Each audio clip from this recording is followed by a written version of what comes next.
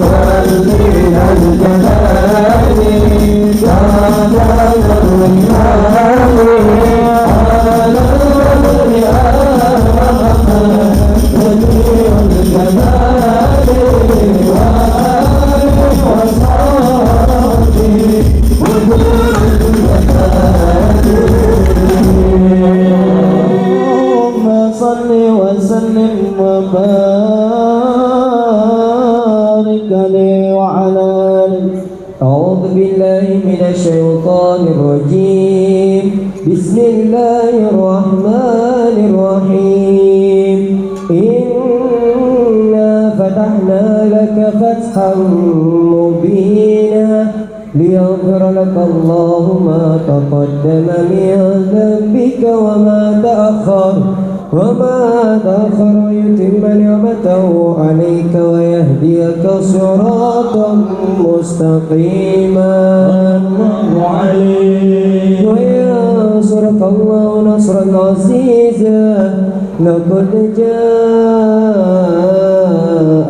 رسول من أنفسكم عزيز عليه ما عنتم حريص عليكم بالمؤمنين رؤوف رحيم فإن تولوا فقل حسبي الله لا إله إلا هو عليه توكلت وهو رب العرش العظيم إن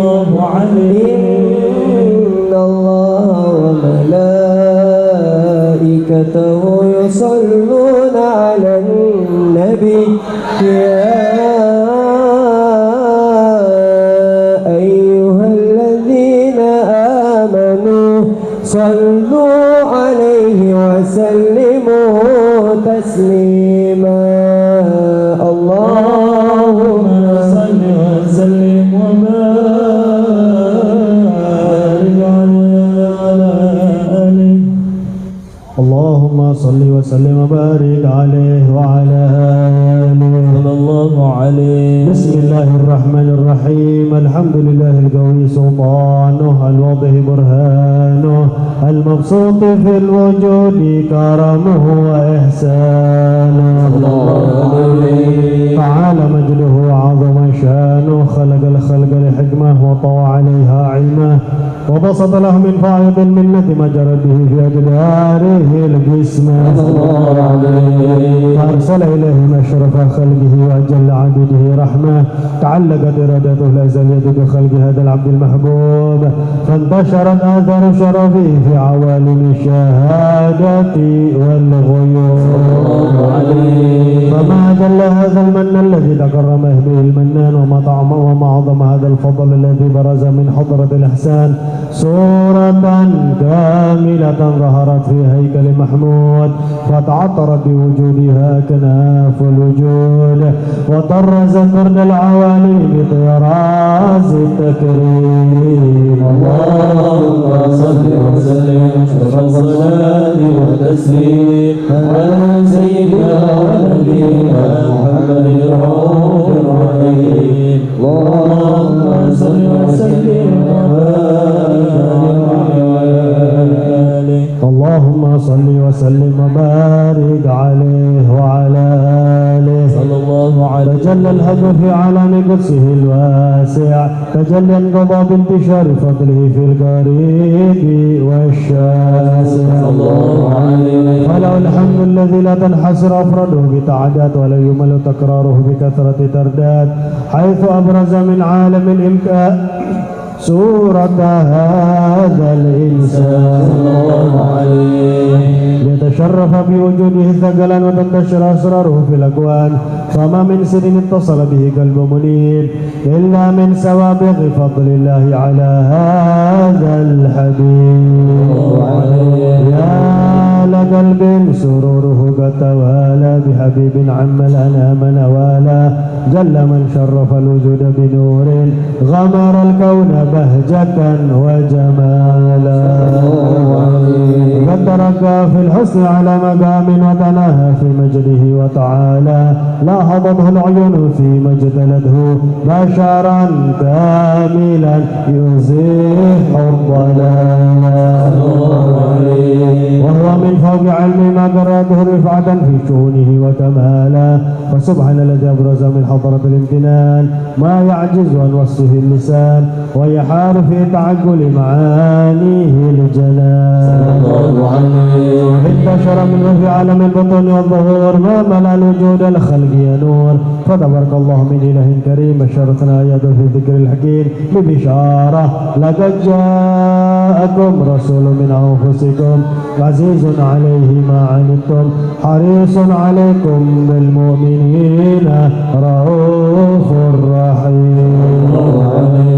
ومن فاجأت هذه البشارة وتلقاها بقلب سليم فقد هدي إلى صراط مستقيم. اللهم صل وسلم أشرف الصلاة والتسليم على سيدنا ونبينا محمد الرؤوف الرحيم.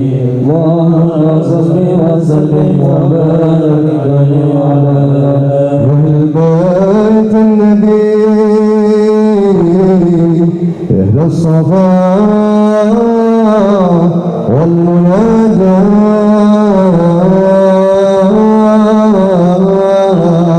وخيت من حبكم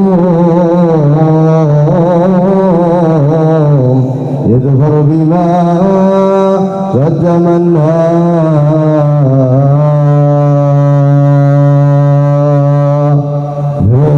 ربي يمشي في صباح ومنساه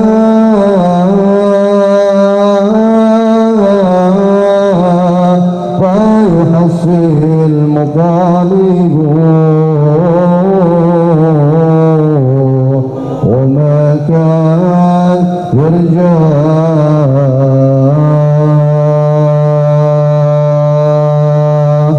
كل من حبكم يهنا يهنا يهنا بالشفاعة من المختار في يوم الغيار. يا عالم بيت النبي السيد العربي لكم مدد يدي وفرج ترابي. يا عالم بيت النبي السيد العربي لكم مدد يدي وفرج ترابي. الحسن ثم الحسين من باب قرآن العين.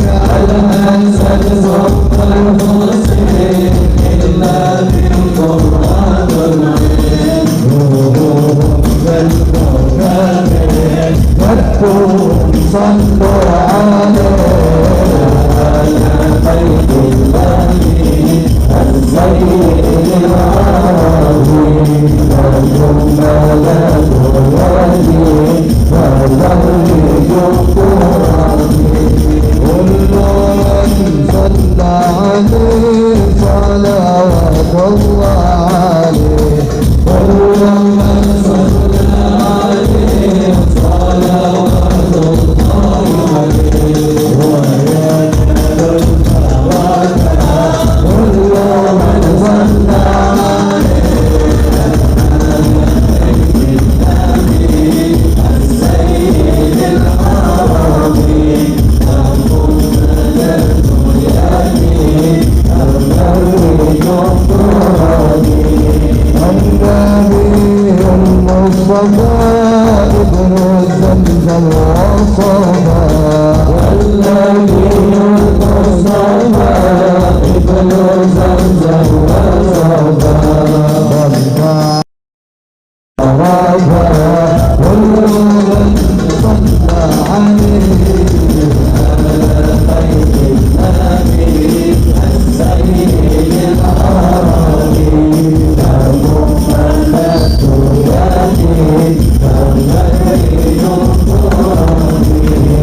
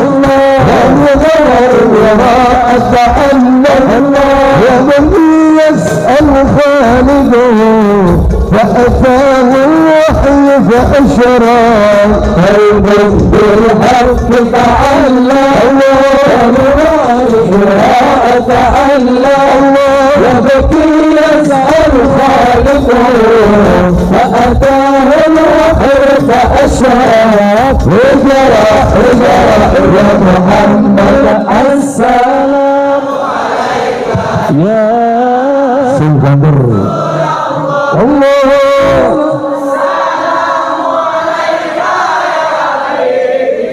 ونبي الله السلام عليك يا رسول الله السلام عليك يا حبيبي يا نبي الله يا رسول الله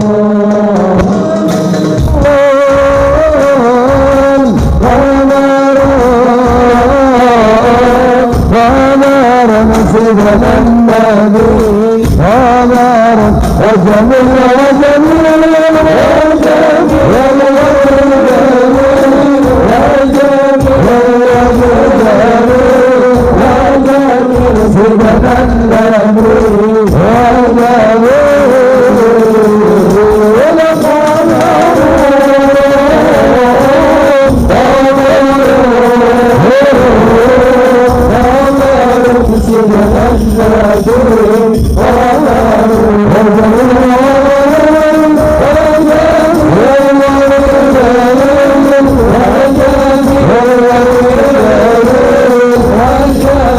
سيدنا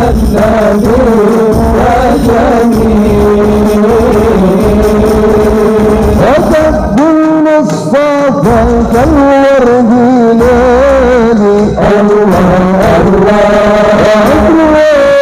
غيب مسك هيالي الله الله تذكر مصطفى كالورد ليلي الله الله إكرام خير السلام الله اللهم لا اله الا الله محمد رسول الله محمد رسول الله حبيب الله يا خير الله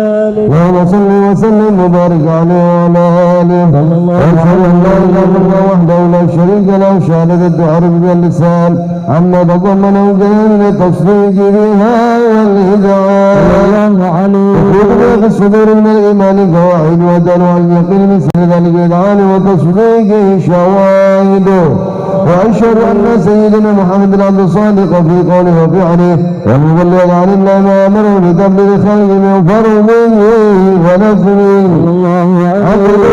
من العالمين بشيرا ونذيرا فبلغ الرسالة وأدى الأمانة وهدى الله به من الأمة بشرا كثيرا وكان في ظلمة الجهل المستغفرين سراجا وقمرا منيرا فما أعظم من منة ذاك والله يعلم الشر وما أوسع من نعمة الشر سرها في البحر والبر اللهم صل وسلم وأجل الصلوات واجمعها واسك التحيات وأوسعها على هذا العبد الذي وفى بحق العبودية وبرز فيها في خلعة الكمال وقام بحق ربوبيته في مواطن الخدمة لله وأقبل عليه غاية الإقبال صلاة يتسر بها روح المصلي عليه فينبسط في قلب نور سر تعلقي به وحبه ويكتب بأبي عيني الله في حزبه وعلى آله وصحبه الذين تقصوت المجد في كربه وتفيعوا بها شرف الأصل بوده وحبه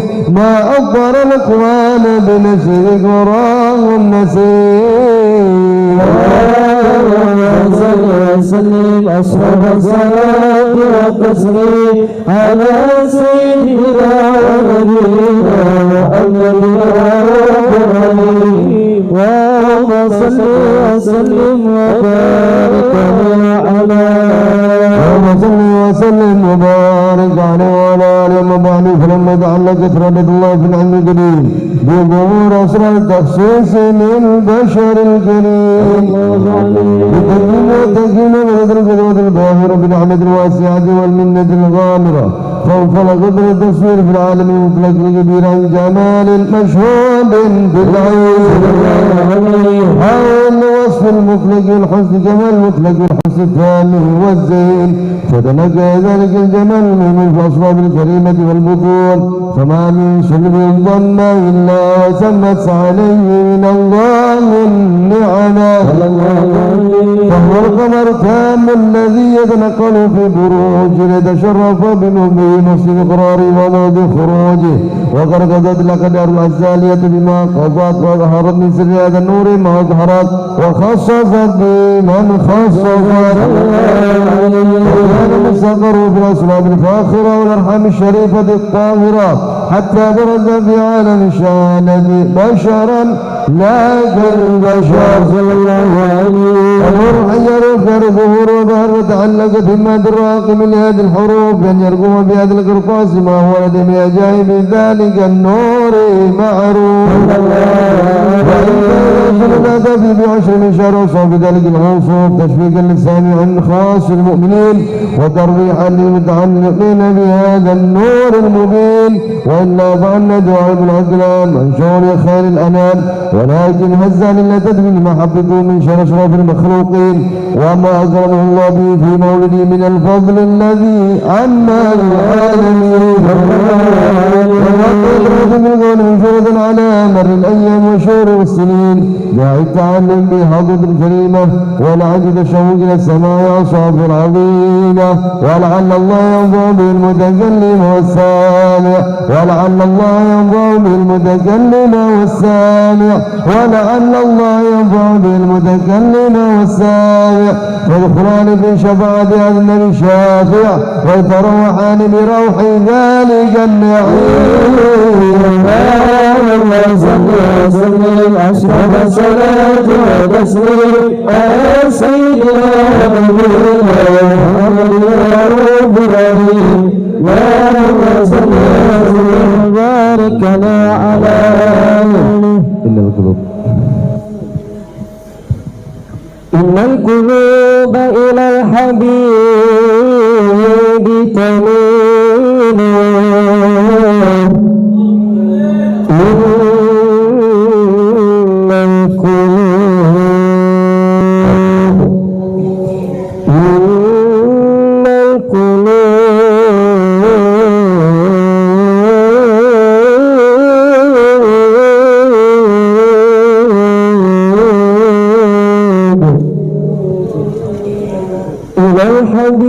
الحبيب تميل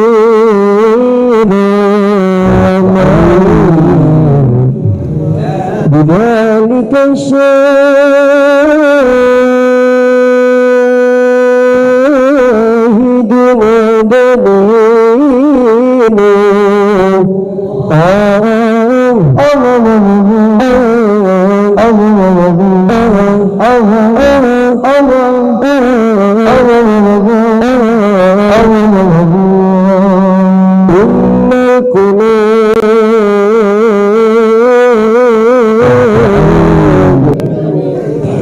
إلى الحبيب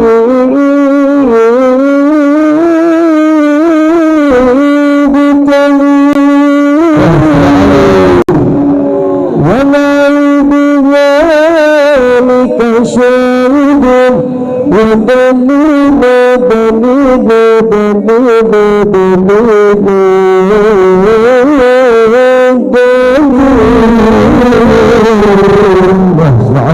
أما الدليل إذا ذكرت محمدا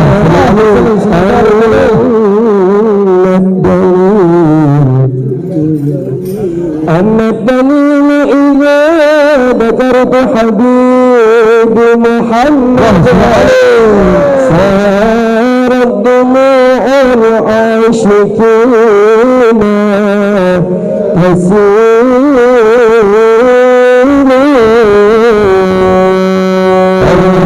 اللهم صل على محمد يا رب صل على وسلم اللهم صل على محمد يا رب صل على وسلم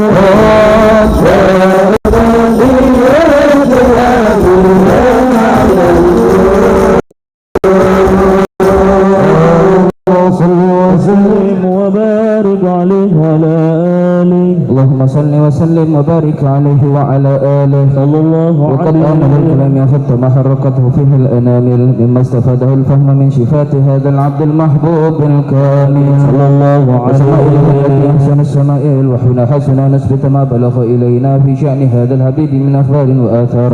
وتشرف بكتابته القلم والكرطاس وتتنازع في حدائق الأسماء والأبصار. وقد بلغنا في الأحاديث المشهورة أن أول شيء خلق الله والنور الموضع في هذه السورة صلى الله عليه وسلم. ولمخلوق برز في العالم ومن تفرع الوجود خلقا بعد خلق فيما حدث وما تقدم. وقد أخرج عبد الرزاق لسنن عجبر بن عبد سرانس رضي الله عنهما قال: قلت يا رسول الله بأبي وأمي أخبرني عن أول شيء خلق الله قبل الأشياء. قال: يا جابر إن الله خلق قبل الأشياء نور نبيك محمد صلى الله عليه وسلم من نوره. من حديث أبي هريرة رضي الله عنه أنه قال رسول الله صلى الله عليه وسلم: كنت أول النبيين في خلقي وآخرهم في الماء صلى الله عليه وسلم. وقد تعددت الروايات بأنه أول الخلق وجودا وأشرف مولودا. ولما كانت السعادة الأبدية لها ملاحظة خفية اختصت من شاءت من البرية بكمال الخصوصية صلى الله عليه وسلم.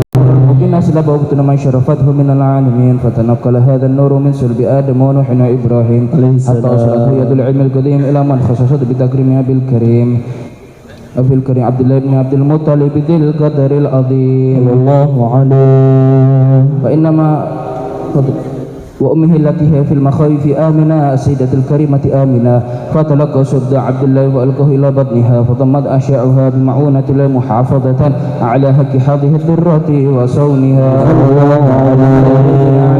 كما ورد عنها حملا خفيفا لا تجد له ثقلا ولا تسكن منه ألما ولا عللا حتى مر شهر بعد شهر من حمله وقرب وقت بروزه إلى عالم الشهادة لتنبسط على أهل هذا العالم فيضة فضله وتنتشر فيه آثار مجده الصميم. اللهم صل وسلم على سيدنا ونبينا محمد الرحمن الرحيم. اللهم صل وسلم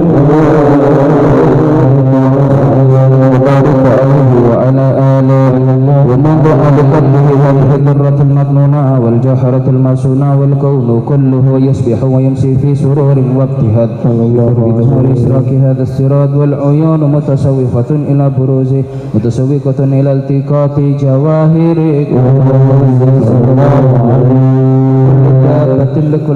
لكريس نطقت وسيح العبارة معلنة بكمال البشارة. وما من حمل حملت في ذلك العام إلا أتت في حملها بخلام من بركات والسعادة هذا الإمام.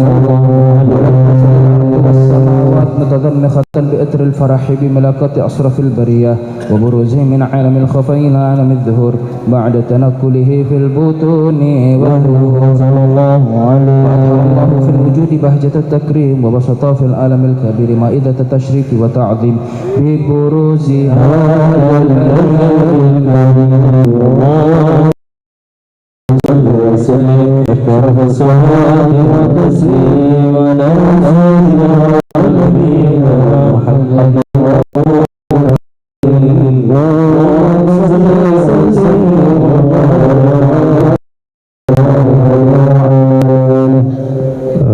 sambil qasidahan akan dijalankan surban keliling, yang laki dijalankan oleh yang laki dan yang perempuan dijalankan oleh yang perempuan. Untuk membantu kegiatan dakwah Ahbabul Mustafa Syekh Hermania Surabaya. Dan kemudian majelis mulai malam hari ini insyaallah ya rubah setelah qasidah langsung fahina qoruba kemudian mahalul qiyam. Jadi mahalul qiyam terlebih dahulu, setelah itu baru sambutan dan juga pembahasan. Doa terakhir. Jadi setiap rutinan seperti itu. Karena Habib Syekh ketika melakukan itu di Radugan Sari kok kelihatannya lebih tertib. Jadi supaya nggak ada jamaah yang maju merangsek ke depan, karena setelah mahal qiyam duduk kembali membaca dua fasal wahina baroza, kemudian walaqad tasofa dan doa. Jadi setelah pengajian dibaca kelanjutannya, kemudian doa terakhir. Jadi slogan Syekh Hermania Surabaya dirubah pantang pulang sebelum doa terakhir. Sebelum doa terakhir, karena mahal qiyamnya di tengah, kita kembali kepada adatnya para habaib. Para habaib begitu, mahal qiyamnya di tengah. Kemudian setelah mahal qiyam kalau ada penyampaian. Jadi penyampaian setelah mahal qiyam ini khusus rutinan. Kalau undangan lain lagi. Undangan terserah tuan rumah. Mau mahal qiyam dulu, mahal qiyam terakhir, mahal qiyam besoknya terserah ya. Assalamualaikum warahmatullahi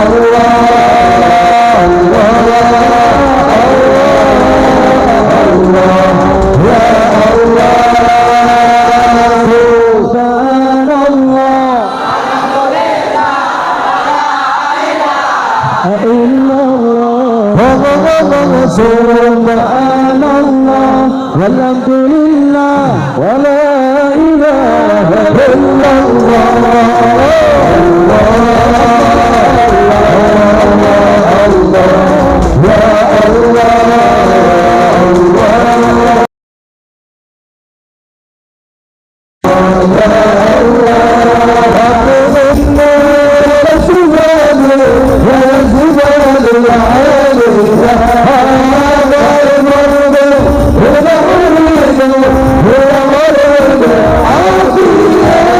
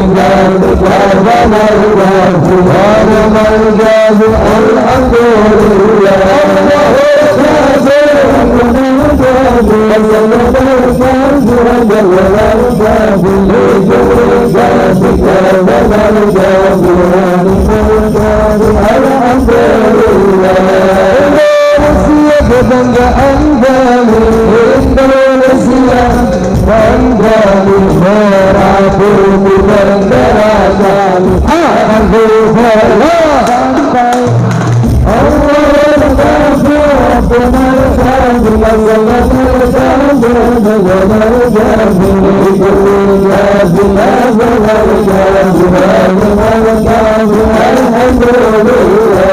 Indonesia kebangsaan kami, Indonesia kecintaan kami, Indonesia tanah air kami akan berbela. Allahul Ghafur,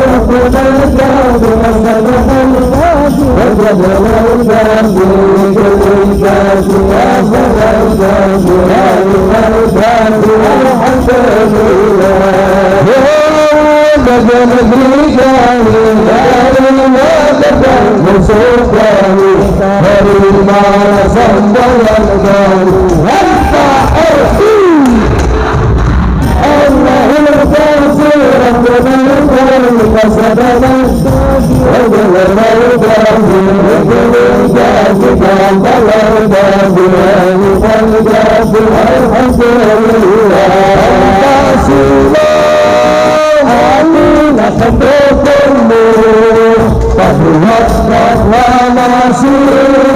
setia Pancasila dasar negara, rakyat adil makmur bersama, Indonesia jago. Ayo maju, ayo maju, ayo maju,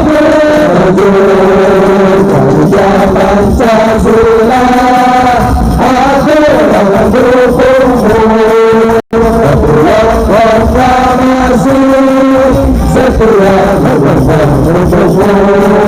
Pancasila dasar negara, rakyat adil makmur bersama,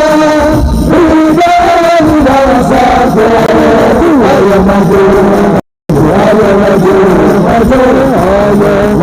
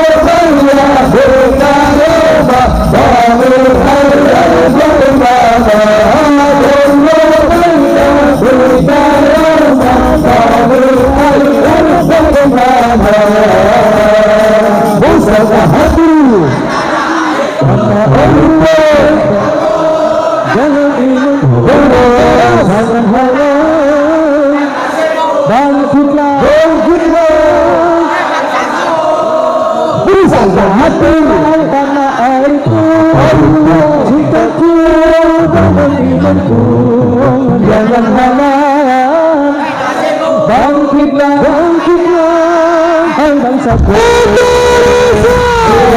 Indonesia,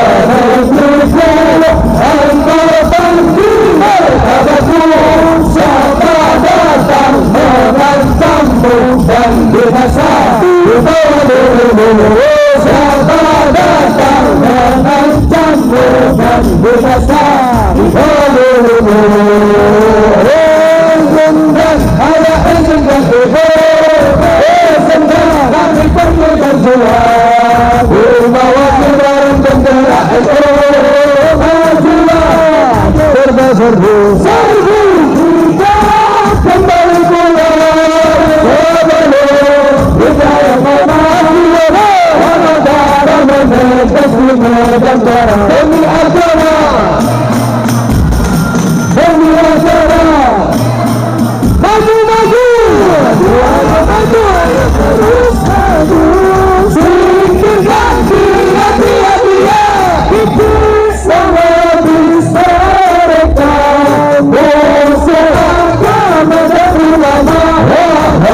barisan Al-Ansar serbaguna Dimana engkau berada harus semangat berjuang demi agama demi negara. Izinkan, hanya izinkan ibu, izinkan pergi berjuang bawa kibaran bendera itu juga mati serba-serbu buktikan kembali pulang sebelum kita yang orang-orang menetes di badan demi agama demi negara. Maju, maju, maju, maju, terus maju. Singkirkan sia-sia bisa mereka bersagama dan ulama. Wahai barisan Ansar serbaguna, dimana engkau berada? Luruskanlah perjuangan demi agama, demi negara, demi agama, rela berkorban.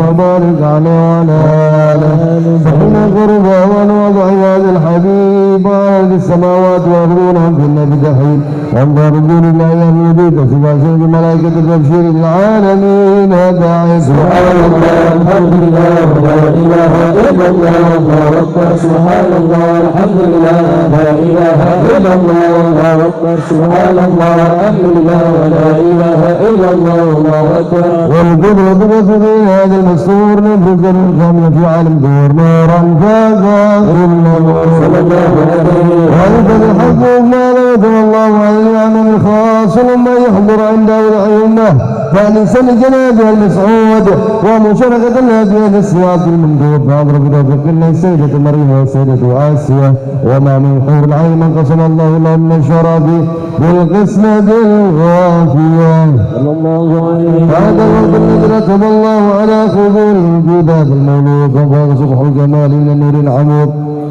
وبرز الحامد المحمود وضعنا لله بتعظيمه والسجور صلى الله على محمد صلى الله عليه وسلم وصلى الله عليه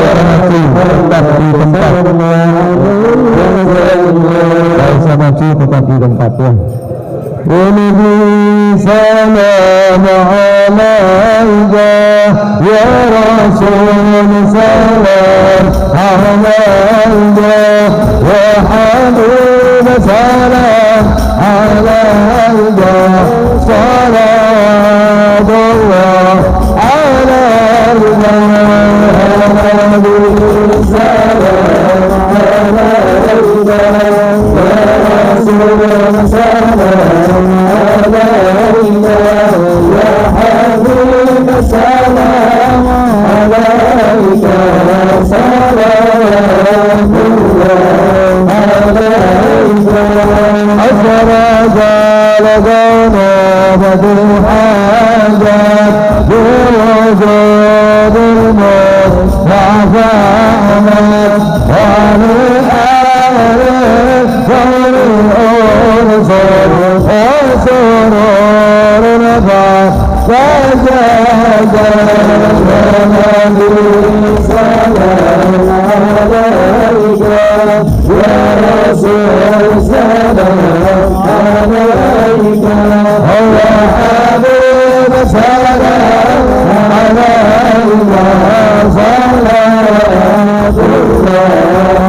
الله عليك وضربوا وهلال مصائب ومدار الله ومرة فاستمع بجماله وجب الحسن فخر سلام عليك سلام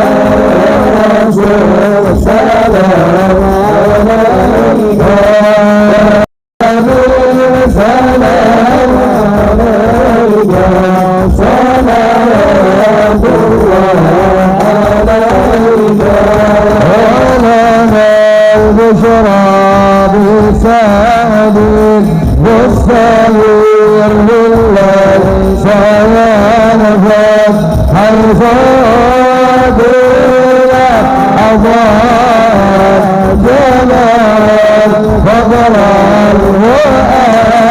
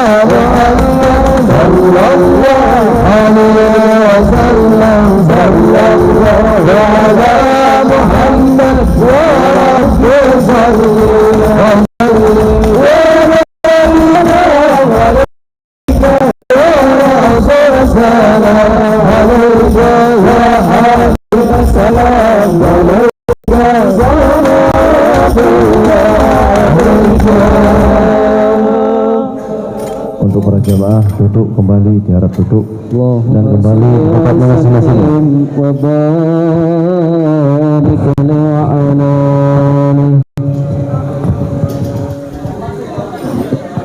Silakan duduk kembali ke habitatnya masing-masing. Kita akan mendengarkan sambutan dari Ustadz Rahman Arif mewakili dari segenap pengurus masjid Nabaus Salam. Kepada beliau waktu dan tempat dipersilahkan.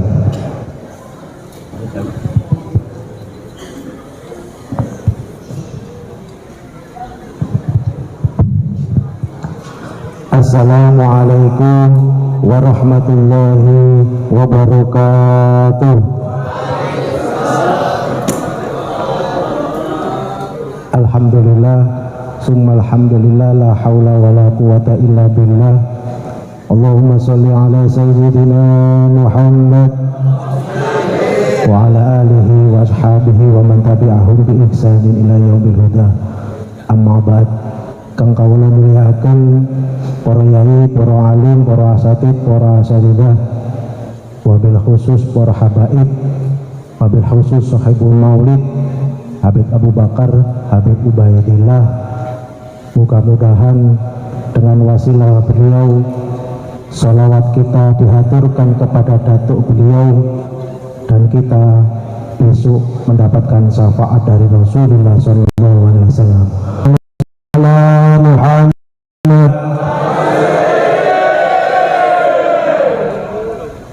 Kepada perwakilan dari pengurus Nahdlatul Ulama, wabil khusus Ketua Tanfid Ranting Kelurahan Rangkah nggih menika Bapak Muslim, tak lupa pembina Sekhermania Rangkah Pak Joko dan seluruh aparatur pemerintahan mulai dari wakil kelurahan, RW sekaligus seluruh pengurus Masjid Nabaus Salam, dan tak lupa salam takdim kami kepada Muhibbin Habib Syekh yang disebut Sekhermania.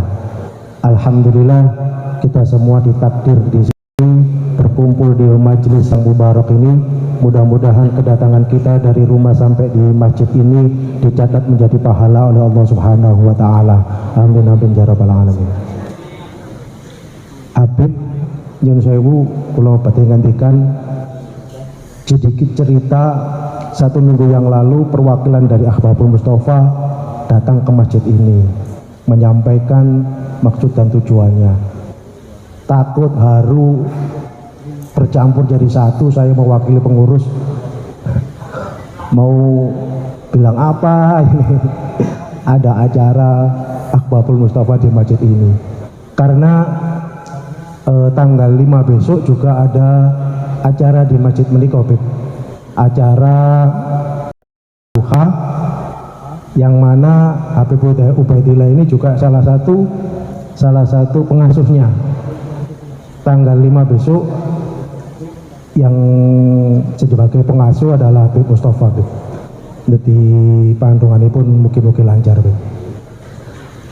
Seminggu yang lalu sehingga waktu yang kita persiapkan belum bisa maksimal. Oleh karena itu saya selaku pengurus, wakil daripada pengurus mengucapkan banyak terima kasih sekaligus mohon maaf misalnya tempat hidangan dan apapun yang kami sediakan kurang berkenan di hati panjenengan sedanten. Mudah-mudahan rawuhipun panjenengan sedanten menjadi barokah bagi masjid ini. Amin amin ya rabbal alamin. Yang menjadi alasan saya memberanikan diri untuk bisa ketepatan Majelis Rasul Ahbabul Mustafa ini, yang pertama adalah saya melihat pecinta muhibbin Syekhermania ini banyak terdiri dari anak-anak muda, yang mana anak-anak muda ini kreativitasnya itu sangat tinggi sekali. Adapun kreativitas itu ada yang auranya negatif, ada auranya yang positif. Sebagai contoh aura negatif, 3 bulan yang lalu di tetangga kecamatan kita itu ada perkelahian remaja yang menyebabkan sampai adanya jatuh korban. Kemudian pada waktu bulan puasa kemarin juga ada perkelahian remaja di daerah Kapas Kerampung sana, juga ada korbannya. Ini adalah tanggung jawab kita bersama supaya aura-aura yang ada pada diri anak muda, khususnya pecinta Syekhermania ini dan yang bukan pecinta ini, bisa disirami dengan aura yang positif. Salah satunya adalah dengan kegiatan ini. Dan apalagi tadi ditambahi dengan lagu-lagu patriot. Mudah-mudahan semuanya ini membangkitkan semangat kita untuk cinta pada tanah air. Amin amin ya rabbal alamin.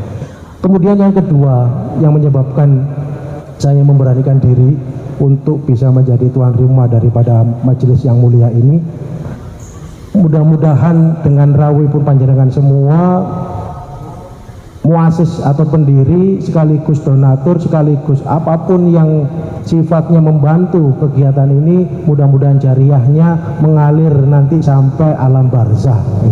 Itu harapan kami. Dan yang terakhir yang menjadikan penyebab saya berani itu, saya teringat hadis Kanjeng Nabi yang bunyi, aku tinggalkan 2 perkara, kamu tidak akan pernah tersesat ketika berpegang teguh pada 2 perkara tersebut. Yang pertama adalah kitabullah dan ahlu baiti. Nah, kita bersama di sini bersama-sama satu majelis dengan ahli baiti Rasulullah. Mudah-mudahan kita semua diaku umat Muhammad dan mendapatkan syafaat Rasulullah SAW. Itu saja yang bisa saya sampaikan, kurang lebihnya saya mohon maaf. Wassalamualaikum warahmatullahi wabarakatuh. Bismillahirrahmanirrahim. Assalamualaikum warahmatullahi wabarakatuh. Alhamdulillah wassalatu wassalamu ala sayyidina Rasulillah Sayyidina Muhammad ibni Abdullah wa ala alihi wa sahbihi wa man walah wa man tabi'a hudah ma ba'du. Yang saya hormati adik saya Al-Habib Abu Bakar bin Idrus Al-Habsyi, Al-Habib Reza bin Alawi Al-Ba'bud, karena mereka berdua adalah pembina Ahbabul Mustafa Syekhermania Surabaya. Yang saya hormati para kiai, para alim, terutama segenap pengurus Masjid Nabaus Salam dan ketua tamirnya Ustaz Rahmat Hakim, Rahman Arif, Ustaz Rahman Arif, segenap pengurus NU baik terutama dari kecamatan yang hadir sekarang alhamdulillah, segenap perangkat atau aparatur pemerintah yang hadir baik dari kelurahan ataupun dari RW dan para RT, segenap kawan-kawanku dari Ahbabul Mustafa Syekhermania Surabaya, yang kita semuanya insya Allah selalu dan senantiasa dirahmati oleh Allah. Di sini yang pertama yang ingin saya sampaikan bahwasanya saya mewakili segenap pengurus Ahbabul Mustafa Syekhermania Surabaya mengucapkan mohon maaf yang sebesar-besarnya, karena insya Allah kita niatkan juga pembukaan ini sebagai halal bihalal. Kalau seandainya selama ini ada hal yang kurang berkenan di hati segenap yang pernah menghadiri rutinan Ahbabul Mustafa Syekhermania Surabaya, dan mudah-mudahan kita bisa istiqomah seperti ini, majelisan, sholawatan, karena terus terang tadi habis maghrib makanya saya agak telat tapi yang pertama datang dari semua pengurus yang ada.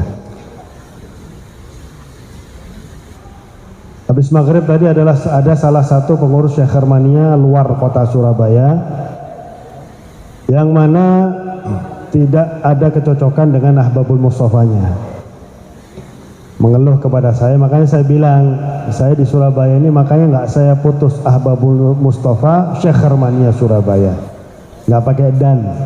Kalau pakai Ahbabul Mustafa dan Syekh Hermania itu seakan-akan bukan satu, seakan-akan gabungan.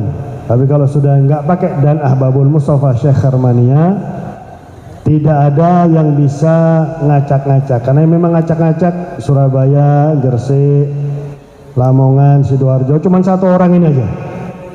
Mudah-mudahan dikasih hidayah atau cepat mati. Amin. Orangnya kurus padahal ya. La ilaha illallah. Jadi saya bilang jangan sampai kita mau dipecah. Karena memang satu orang ini penyakit, setan berwujud manusia ini. Minal jinnati wan nas. Ini bahaya. Habib Syekh sudah tahu siapa orangnya. Makanya saya bilang, karena Ahbabul Mustofanya yang daerah sana sudah mulai komersil, sudah mulai narif. Ahbabul Mustafa kok narif ya? Ahbabul Mustafa ini nggak narif. Kalau narif bukan ahbab, bukan kekasihnya Nabi Muhammad. Kalau narif bukan kekasihnya Nabi Muhammad. Allahumma salli wa sallim wa barik alaihi wa ala alihi. Oleh karena itu jangan sampai ada yang bisa merusak niat kita di dalam bermajelis. Oleh karena itu tadi yang beliau sampaikan, kita ini kalau menawarkan ke masjid, kita nawarkan ke masjid tersebut apakah masjid tersebut mau menyediakan sound atau tidak. Kalau tidak, makanya kita ini ada yang namanya surling, surban keliling. Tujuannya untuk mengadakan sound kalau masjid tidak bisa menyediakan sound, sehingga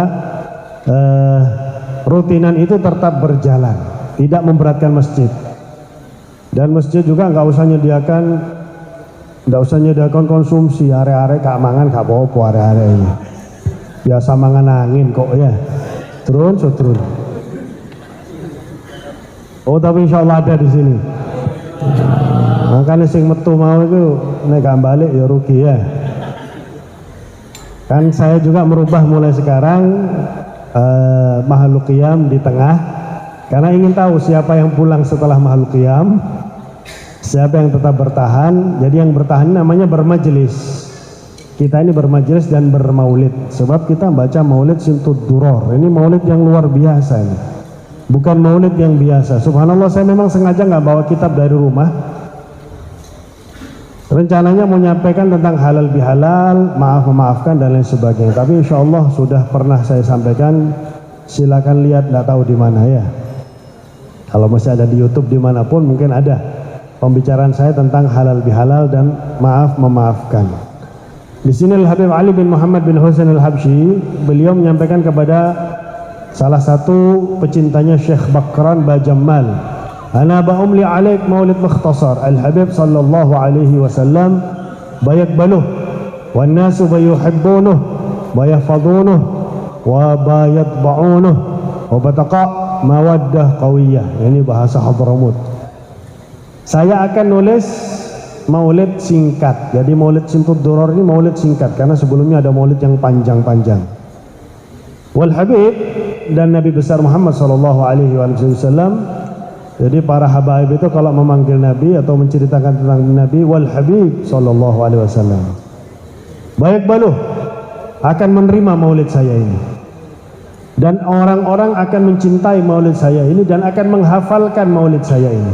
Jadi kalau dilihat padahal panjang tapi mudah menghafalkan, karena memang niat yang luar biasa dari Habib Ali. Wa bayat ba'unuh, dan akan mencetaknya. Wa bataqa mawaddah qawiyah, dan akan ada cinta atau ikatan cinta yang sangat kuat, baik antara kita kepada Nabi, baik di antara kita semua. Kemudian beliau juga mengatakan al-maulid alladzi allaftuhu karamatan lil mutaakhirin. Maulid yang saya karang ini adalah sebagai kemuliaan bagi orang-orang di zaman akhir. Jadi kita bersyukur kehadirat Allah Subhanahu wa ta'ala. Dan beliau mengatakan al-maulid ka'an'at nahnu illa sami'nah alaihi nurun azim wa kullu ibaratun sifatun mal'anah bita'zimihi sallallahu alaihi wasallam. Jadi walamma quri alaihi al-maulid bi baitihi, ketika dibacakan maulid di rumah beliau tahun 1330. Sekarang 1443 ya. Jadi lebih dari 100 tahun yang lalu. Beliau mengatakan maulid yang baru kita dengarkan seakan-akan baru pertama kali kita dengarkan, padahal sudah sering didengarkan. Kenapa? Alaihi nurun azim. Dalam maulid ini ada cahaya yang sangat agung, sangat mulia. Makanya kita harus beradab ketika membaca maulid al-habsyi, maulid Simtud Durar. Wa kullu ibarah, dan setiap ibarat yang ada dalam maulid ini sifatun mal'anah, sifat yang sangat penuh dengan pengagungan terhadap Nabi besar Muhammad sallallahu alaihi wasallam. Pengagungan yang sangat besar Nabi besar Muhammad sallallahu alaihi wasallam. Ketika dikatakan kepada beliau, wa qila lahu inna maulidakum al-azim hadza simtud durar baraza lil mutaakhirin wa fihi al-awsaf al-azima wal akhlaq al-karimah wa fahimuha wa arrafuha adunnuha khususiyat ikhtassa biha al-mutaakhirun. Maulid antum ini sangat agung, dinamakan Simtud Durar, memang ada untuk kaum akhir. Karena memang sampai sekarang insya Allah yang lebih banyak dibaca dimanapun ini maulid Simtud Durar. Wa fihi al-awsaf al-azimah, di dalamnya ada sifat-sifat yang agung dan akhlak yang mulia dari Nabi besar Muhammad sallallahu alaihi wasallam. Dan mereka memahaminya dan mereka mengetahuinya. Saya pikir ini adalah keistimewaan yang diistimewakan bagi orang-orang di zaman akhir seperti kita ini. Faqala radhiyallahu an, maka beliau menjawab, hiya minal matar allati wa'ada biha Rasulullah sallallahu alaihi wasallam fi qawlihi mathalu ummati mathalul matar la yudra awwaluhu khairun am akhiruhu. Maulid saya ini seperti hujan yang disifatkan oleh Nabi besar, yang dijanjikan oleh Nabi besar Muhammad sallallahu alaihi wasallam. Apa janji Nabi besar Muhammad? Umatku itu seperti hujan, tidak diketahui mana yang lebih baik awalnya atau akhirnya. Hujan itu tidak diketahui mana yang lebih baik awalnya atau akhirnya. Dan umatnya Nabi seperti itu. Dan beliau juga mengatakan, da'wati ammat al-wujud kulluhu. Doaku ini akan tersebar ke seluruh wujud, ke seluruh makhluk. Makanya kalau kita baca doa maulid Simtud Durar, beliau mengatakan walamma nadhama al-fikru min darariyil awsafil muhammadiyati wujuda tawajjahtu. Beliau memakai dhamir mutakallim wahdahu, tawajjahtu, saya bertawajjuh. Ini doanya beliau. Jadi siapapun yang membaca doa maulid Simtud Durar, hakikatnya beliaulah yang baca doa. Siapapun yang baca. Sebab kalau maulid yang lain kan enggak. Maulid yang lain pakai pakai maulid yang lain fa innahu awwalu man yanziluha wa anzilna ma'ahu fi qusuriha fa innahu awwalu man yanziluha dan lain sebagainya. Pakai Jadi siapapun yang baca doa berarti dia itu yang baca doa. Tapi kalau maulid Simtud Durar, siapapun yang baca doa adalah Habib Ali bin Muhammad bin Husain al-Habsyi. Wa tawajjahna bihi ilaika mustashfi'in an tuqabil al-mudhniba minna bil ghufran dan lain sebagainya. Nanti kita tahu di doanya ya. Maulidi hadza intasyara fin nas. Maulidku ini akan tersebar kepada semua manusia. Wa yajma'uhum 'ala Allah. Maulidku ini akan membuat orang itu berkumpul atas Allah subhanahu wa ta'ala, karena Allah subhanahu wa ta'ala, bukan karena sesuatu yang lain. Jadi karena Allah, kita ini ngumpul karena Allah, bukan karena sesuatu yang lain. Jangan kita rusak ngumpul sama Allah ini dengan 100.000, 200.000, 1 juta, 2 juta, 10 juta, 20 juta. Jangan, eman. Karena kalau sudah ngumpul karena Allah, akan dapat kecintaan Allah. Dalam hadis qudsi, Allah Subhanahu wa taala berfirman, wajabat mahabbati lil mutahabbina fiyya wal mutajalisina fiyya wal mutazawirina fiyya. Berhak mendapatkan kecintaanku orang yang saling menyayangi karena aku, saling berkumpul karena aku, saling mengunjungi karena aku. Nah, kita insya Allah saling berkumpul karena Allah Subhanahu wa Ta'ala. Wa yuhibbhum ila Nabi sallallahu alaihi wasallam. Maulidku ini akan membuat mereka cinta kepada Nabi besar Muhammad sallallahu alaihi wasallam. Kalau memang kita mau cinta sama Nabi Muhammad, dalam menghadiri maulid dijaga akhlaknya, dijaga adabnya. Jangan ngomong ketika ada pembacaan maulid, jangan ngomong ketika ada penceramah, jangan keluar setelah mahal qiyam, karena belum selesai, maulidnya belum selesai, maulidnya belum selesai. Jadi slogannya dirubah, pantang pulang sebelum doa terakhir. Ya. Nah, sekarang kelihatan kosong, tadi padahal kelihatan full. Daro mulia pun andi are-are, la ilaha illallah. Kalau seneng nak jopo masjid daripada nak masjid.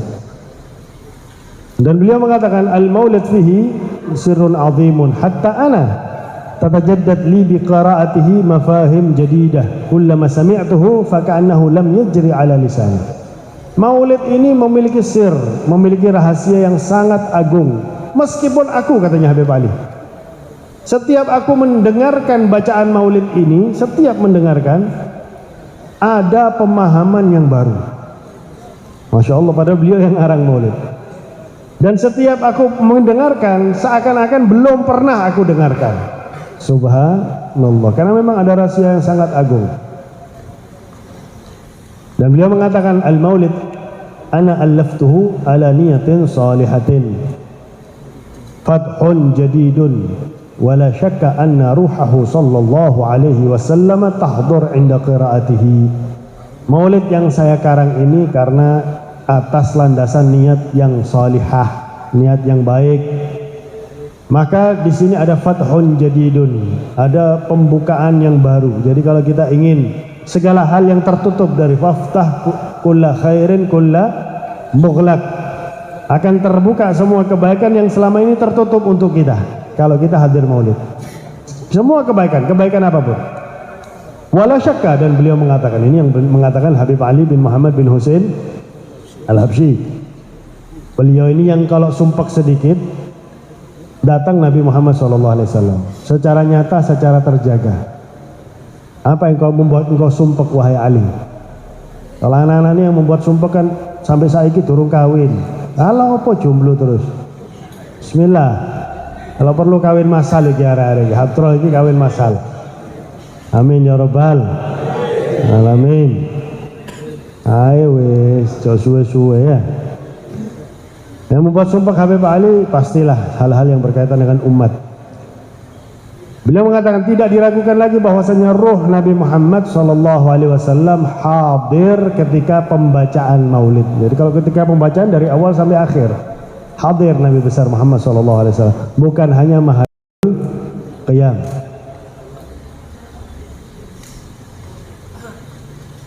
Dan beliau juga mengatakan maulidi hadza usyawwifu annahu law dawama al-wahid ala qira'atihi wa hafidhahu wa ja'alahu min awradihi innahu bayadhhar lahu syai'un min sirrihi sallallahu alaihi wasallam. Maulidku ini saya perhatikan, katanya beliau, bahwasanya barang siapapun yang istiqomah membacanya, menghafalnya, dijadikan sebagai wirid, dijadikan sebagai wirid. Jadi mau baca sendiri boleh jadi sebagai wirid, monggo silahkan.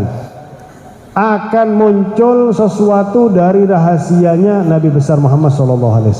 Akan muncul dalam tubuh kita ini rahasianya Nabi Muhammad SAW. Ana alladzi alaftuhu binafsi, saya yang ngarang sendiri. Wa ana alladzi amlaitu, saya yang nulis. Kullama quri'a alai, setiap dibacakan di hadapanku, futihali babun ittisal bihi sallallahu alaihi wasallam. Setiap dibacakan kepadaku terbuka pintu kedekatan dengan Nabi Muhammad sallallahu alaihi wasallam. Padahal beliau yang nulis, beliau yang mengarang, tapi setiap dibacakan di hadapan beliau semakin terbuka pintu kedekatan beliau dengan Nabi besar Muhammad sallallahu alaihi wasallam. Kita ini di dunia mau dekat sama siapa? Mau dekat sama penguasa, suatu saat ditinggalkan. Coba kemarin ya, nomor 1, nomor 2. Betul. Yang nomor 2 gabung sama nomor 1. Pendukungnya cucian deh loh. Ya, itulah politik. Politik itu membela yang atau mendukung kepada yang menguntungkan. Itu politik. Mau dekat sama penguasa, rugi kita, ngapain? Di dunia ini mau dekat sama siapa? Orang kaya. Dihinakan kita sama orang kaya. Karena dipikir kita ngejar duitnya. Ya. Dipikir kita ini butuh sama orang kaya. Ya betul. Kita harus jaga sikap. Kita ini punya prinsip. Kita mau dekat sama Nabi Muhammad SAW. Masya Allah. Ini katanya beliau perlu ijazah nopo mboten. Ini aslinya tanpa ijazah. Baca Maulid Simtud Duror tanpa ijazah. Kalau mau ijazah, saya waktu itu tanya sama. Kalau saya langsung dapatkan ijazah seperti itu dari guru kami Al Habib Umar, dari ayah saya Al Habib Idrus. Sekarang yang bawa Maulid ini ke Indonesia kakek saya Al Habib Muhammad bin Idrus Al Habsyi. Tapi kalau minta ijazah dari keturunan Habib Ali Habsyi, baca di hadapan mereka. Itu di Solo ya. Baca di hadapan mereka sampai mahal qiyam. Setelah mahal qiyam baca wahina baraza, kemudian walaqatit tasafa. Itu aqallul maulid, paling sedikitnya disebut sebagai maulid itu.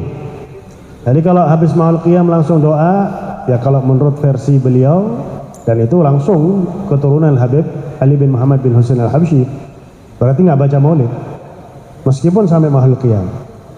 Apalagi kalau cuman undangan baca qasidah, kemudian wahtazal arsyu taraban wastabsyara. Ini enggak tahu ya, wallahu alam. Nah, wa kalami fihi sallallahu alaihi wasallam maqbul ladan nas. Dan apa yang aku kalam nanti di sini sallallahu alaihi wasallam maqbulun ladan nas. Jadi tentang Nabi Muhammad SAW diterima oleh semua manusia. Wadzalika min kathrati mahabbati lahu, itu karena banyaknya cintaku kepada Nabi besar, besarnya cintaku kepada Nabi besar Muhammad sallallahu alaihi wasallam. Jadi cerita tentang Nabi di sini oleh beliau itu mudah diterima oleh kita. Hatta fi mukatabajitu inda sifat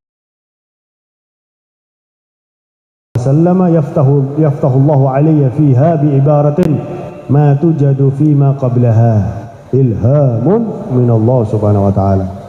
Bahkan ketika aku nulis, ketika aku akan menulis salah satu sifatnya Nabi Muhammad SAW, akan dibukakan oleh Allah subhanahu wa ta'ala ibarat ya tentang sifatnya Nabi Muhammad yang tidak terdapat di maulid sebelumnya. Luar biasa Habib Ali bin Muhammad Al-Habsyi. Ibarat-ibaratnya itu langsung beliau dapatkan seketika itu, ketika akan mensifatkan Nabi Muhammad, dikasih ibarat yang oleh Allah tentang sifat tersebut yang tidak diilhamun, karena ilham dari Allah subhanahu wa ta'ala. Dan beliau mengatakan, ini terakhir ya yang akan saya bahas, buruz hadal maulid fi hadal zaman ba yajbur ma fatal mutaakhirin minal azmina as-sabiqah. Adanya maulid di zaman ini akan menambal segala kekurangan bagi orang-orang di zaman akhir, yaitu kekurangan-kekurangan yang terdapat di zaman terdahulu, karena zaman terdahulu itu sangat sempurna. Kekurangannya sangat banyak di zaman ini, sangat banyak di zaman ini. A'udzubillahi min dzalik. Ya Allah ya Karim. Nah, maulid ini menutupi kekurangan-kekurangan tersebut, ditambal oleh Habib Ali bin Muhammad bin Husain Al-Habsyi. Li'anna alladzi fatahum mimma anzalallahu 'alal mutaqaddimin ma huwa qalil. Karena ketinggalan dari orang-orang yang diturunkan oleh Allah terhadap orang-orang terdahulu itu enggak sedikit, sangat banyak. Kita ini ketinggalan sangat banyak. Jadi kita ini semakin akhir zaman semakin banyak ketinggalannya. Bukannya semakin maju kita nih, semakin mundur. Kalau enggak membaca Maulid Simtud Duror, ya jelas tambah mundur. Tapi kalau baca Maulid Simtud Duror, insya Allah kekurangan-kekurangan yang ada itu akan ditambal.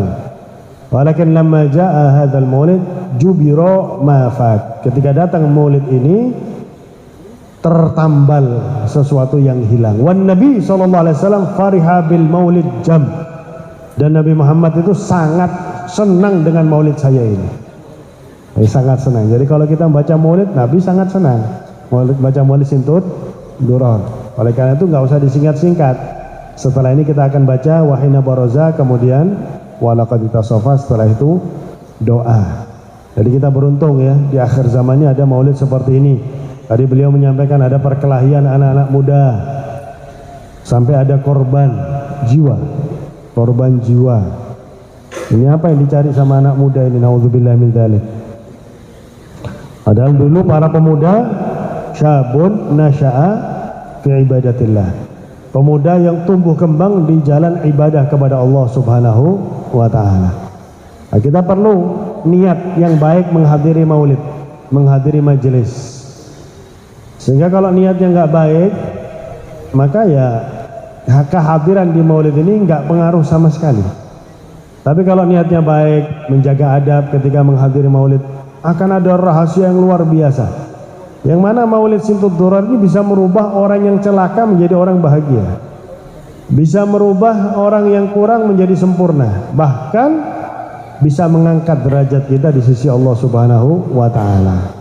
Oleh karena itu kita bersyukur kepada Allah kalau kita dimudahkan untuk menghadiri rutinan, dan kelihatannya kedepannya ini rutinan tiap awal bulan kelihatannya. Saya lihat jadwal, kecuali di bulan maulid.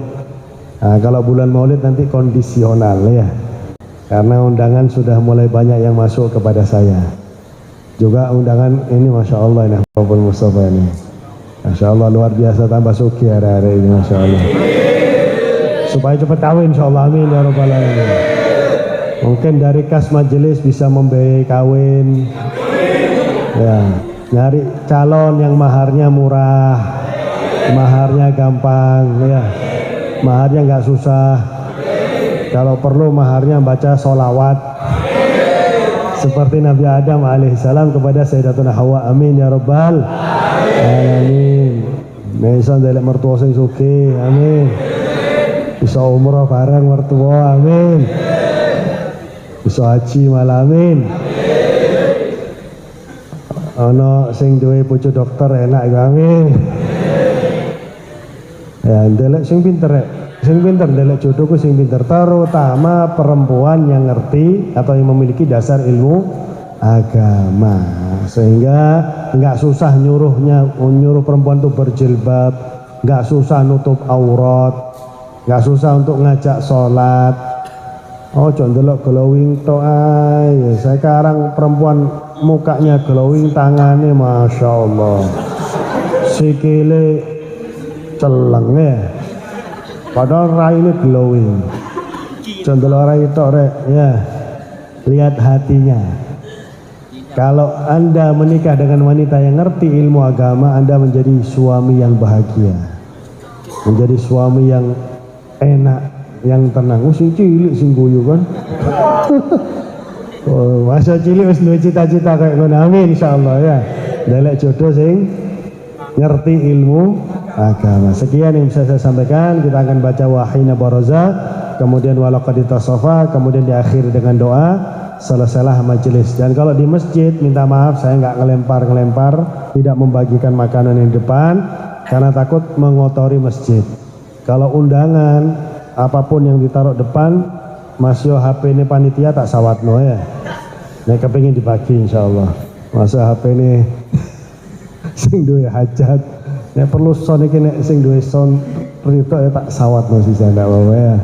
Mikrofon iki nggih. Sekian wabillahi taufiq wal hidayah. Wassalamualaikum warahmatullahi wabarakatuh.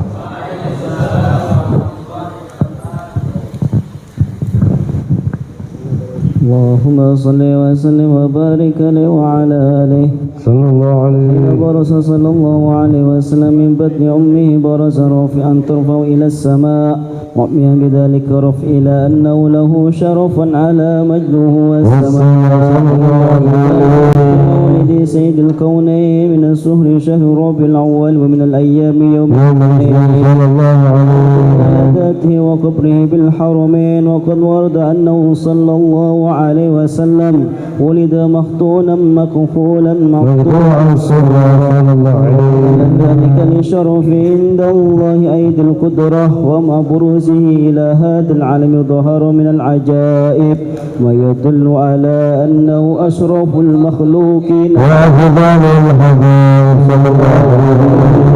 عن عبد الرحمن بن عوف عن أمه صفاء رضي الله عنهما قالت لما ولد آمنة رضي الله عنها رسول الله صلى الله عليه وسلم وقع على يدي فاستحل فسمعت قائلا يقول رحمك الله رحمك رب صلى الله عليه وسلم. لهما بين المشرق والمغرب حتى نظرت إلى بعض قصور الروم قال ثم ألبسته ووضعته فلم أنشب أن أنشيتني ظلمة ورحمك شعرة أنزل صلى الله عليه وسلم. سمعت قائلا يقول أين ذهبت به قال إلى المغرب وأسفر ذلك أني ثم عودني الرعب وضربت وقشعررت عن يساري قال يقول أين ذهبت به قال إلى المشرق قال فلم يزل الحديث مني ألا بل حتى ابتعث الله فكنت من أول الناس إسلاما وكم ترجمت سنة من عديم المعجزات وظاهر الآيات البينات بما يكفي بعدم شرف عند مولى وأن أين عنايته في كل حين ترعى وأن الهادي والصراط المستقيم. اللهم صل وسلم وتسلم على سيدنا محمد اللهم صل وسلم وبارك وسلم من محاسن الأخلاق بما تضيق عن كتابة بطون الأوراق. كان صلى الله عليه وسلم أحسن الناس خلقا وخلقا وأولهم إلى مكارم الأخلاق سبقا وأوصاهم بالمؤمنين حلقا لا يكون ولا يفعل إلا معروفا له الخلق الصالح ولفظ المحتوى على المعنى الجزم إذا دعاه المسكين أجابه إجابة وعجل الشفيق الرحيم باليتيم والأرملة وله مع شهولة أخلاق الهيبة القوية التي ترتعد منها فرائس الأكوياء من البرية. ومن أشرقه تعطرت الترك والمنازل وبعرف ذكري تطيبت المجالس وسلم جميع صفات الكمالية والمنفرد في خلقه وخلقه بأشرف خصوصية فما من خلق في البرية محمود إلا هو مطلق عن زين وأجملت في أصحابه وشانه والعلوم في مجده ومكانه وأوصاف عز قد تعالى مجدها أخذ الأعلام بالإسلام أعلامه صلى الله عليه وسلم. نشط القلم في تدين ما فاده العلم مني وقائع مولد النبي الكريم وحكاية ما أكرم الله بهذا العبد المقرب من الجبين صلى الله عليه وسلم. أمسك أئمة الأكلام في هذا المقام وأقرأ السلام على سيد الأنام.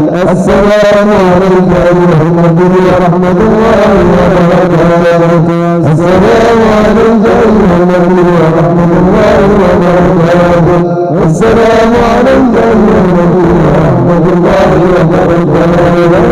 يصل فضلك ما يصل التكريم فعليه أفضل الصلاة والتسليم. اللهم صل وسلم والسلام والتسليم على سيدنا نبينا محمد اللهم صل وسلم وبارك.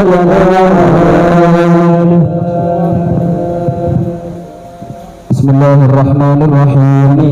الحمد لله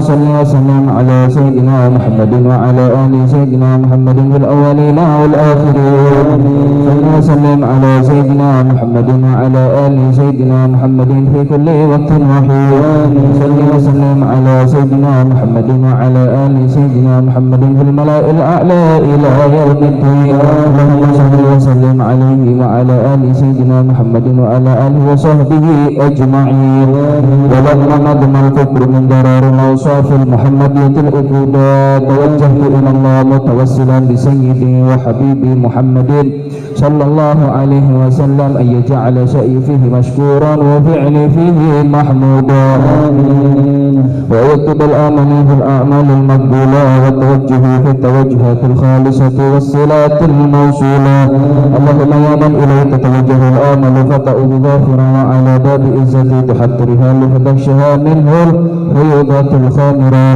أتوجه إليك بأشرف الوسائل لديك سيد المرسلين عبدك الصادق الأمين سيدنا محمد الذي أمت رسالته العالمين أن تصلي وتسلم على تلك ذات الكاملة مستودع أمانتك وحفيظ سرك وحامل دعوتك سامنا بالأكبر المحب لك المخصص بالشرف الأفخر في كل موطن من مواطن القرب ومظهر وسمع إمدادك في عبادك وساكك إرشادك لأهل ودادك سيد الكونين وأشرف السكنين العبد المحبوب الخالص المخصوص منك بأجل الخصائص اللهم صل وسلم عليه وعلى آله وأصحابه وأهل حضرة اقترابه من أحبابه اللهم إنا نقدم إليك جهاد النبي الكريم آمين ونتوسل إليك بشرف مقامه العظيم أن تلاحظنا في حركاتنا وسكناتنا بعين عنايتك وأن تحفظنا في جميع أدوارنا وتقلباتنا بجميل رعايتك وحسين رعايتك وأن تبلغنا من شرف القرب إليك وإلى هذا الحبيب غاية آمالنا وأن تتقبل منا ما تحركنا فيه من نياتنا وأعمالنا وتجعلنا في حضرة هذا الحبيب من الحاضرين وفي طريق اتباعه من السالكين ولحقك وحقه من المؤدين ولأهلك من الحافظين اللهم إن لنا أدمعا في رحمتك الخاصة فلا تحرمنا وظنونا جميلة هي وسيلاتنا إليك فلا تخيبنا آمنا بك وبرسولك وما جاء به من الدين وتوجهنا به إليك مستبشعين أن تقابل المذنب منا بالغفران والمسيء بالإحسان والسائل بما سأل والمؤمل بما أمل وأن تجعلنا ممن نصر هذا الحبيب ووازر وواله وظاهر وأم ببركات والشريف وجهة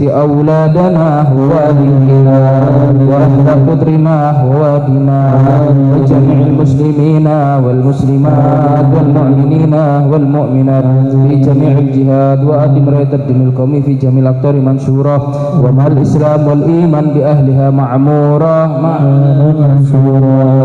واكشف اللهم كربة المكروبين واقض دين المدينين واغفر للمذنبين وتقبل توبة التائبين وانشر رحمتك على عبادك المؤمنين أجمعين واكف شر المعتدين والظالمين وابسط الأذلاب ولاة الحق في جميع النواحي والأقطار وأيدهم بتأييم عندك ونصر على المؤامدين من المنافقين والكفار وجعلنا يا ربي في الحسن الحصين من جميع البلايا وجعلنا يا ربي في الحسن الحصين من جميع البلايا وجعلنا يا ربي في الحسن الحسين من جميع وفي الحبس المكين من الذنوب والخطايا وأدمنا في العمل بطاعتك وصدق في خدمتك قائمين وإذا توفيتنا فتوفنا مسلمين مؤمنين واختم لنا منك بخير أجمعين وصلي وسلم على هذا الحبيب المحبوب للأجسام والأرواح والقلوب وعلى آله وصحبه ومن إليه منسوب وآخر دعوانا أن الحمد لله رب العالمين